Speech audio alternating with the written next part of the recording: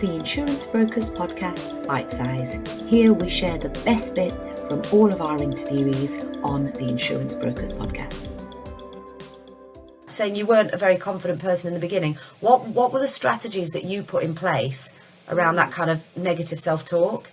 Yeah, I mean, I always say it was the last part of the jigsaw. It was the difference between being okay at what I did and actually excelling. Was around, self-belief, believe in your own ability, that whole power of visualization and just mental strength. And I think it was about, and I often used to say when I was running, there wasn't a lot between all of us in that final when it came to technical side of it or strength or speed.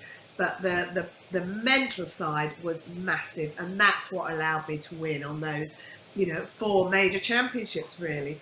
And that was about learning. That was about learning how to, how to visualize, how to see what it is you want to achieve, how to put that into place around, just finding 5 minutes each day to be able to do that, how to shut that inner voice up, which we all have. And, it's always massive, and especially when the pressure's really on.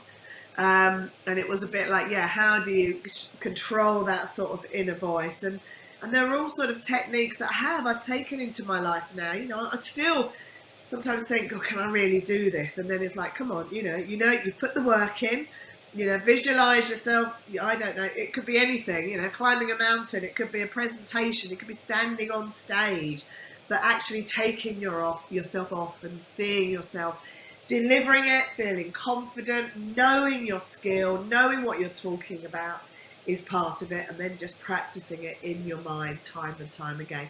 And then shutting that inner voice up that goes, I know, but what happens if I forget that line? Or what happens if I trip over? Or what happens if someone falls asleep? It's all those sorts of things. And if you start thinking about those negative thoughts, and that is what's going to happen. And it's almost like you go, no, I want to visualize me.